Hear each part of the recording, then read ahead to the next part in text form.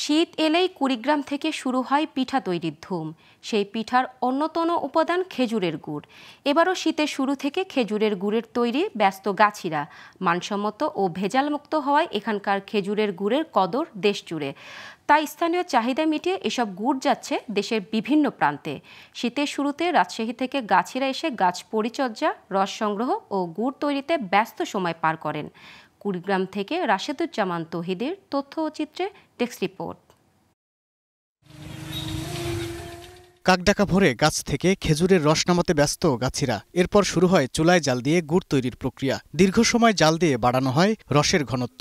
এরপর তৈরি হয় গুড়, আর এতে কোনো রাসায়নিক মেশানো হয় না। পাটালি, ঝোলা, দানাদার এই ৩ রকমের গুড় তৈরি করেন গাছিরা। আর এসব গুড় কিনতে সকাল থেকেই ভিড় জমান ক্রেতারা।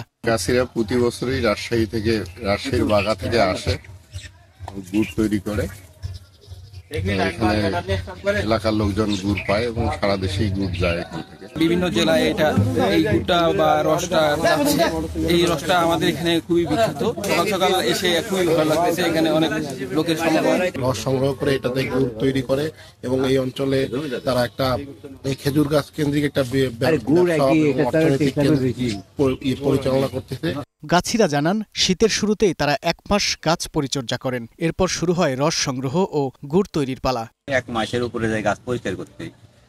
করার পরে খেজুরের গাছ কাটিয়ে আমি এখানে মূলত গুড় তৈরি করি।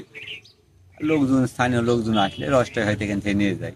সদর উপজেলা কৃষি কর্মকর্তারা জানালেন, বর্তমানে উত্তরের জেলা কুড়িগ্রামে খেজুর গুড় তৈরি করছে অনেক তরুণ উদ্যোক্তা। কুড়িগ্রাম সদরের কিছু কৃষক নিজ উদ্যোগে তারা এই খেজুর গাছ লাগিয়েছে এবং সেখান থেকে তারা শীতকালে তারা খেজুরের রস এবং খেজুরের গুড়টা তারা বাণিজ্যিকভাবে বিক্রি করছে এবং লাভবান হচ্ছে। এবং তাদের মুখে যেটা শোনা এবং আমাদের যে পরামর্শ রয়েছে, আমরা তাদেরকে পরামর্শ দিয়ে আসছি এবং তারা এটা বিক্রি করে, খেজুরের রস এবং গুড় দুটোই বিক্রি করে আর্থিকভাবে লাভবান হচ্ছে। জেলা কৃষি অফিস জানায়, কুড়িগ্রামের ৯ উপজেলায় প্রায় ১০,০০০ খেজুর গাছ রয়েছে। আর প্রতি বছর ২,০০০ মেট্রিক টন গুড় উৎপন্ন হয়, যার বাজার মূল্য ৩.৫ কোটি টাকা। Global television news desk.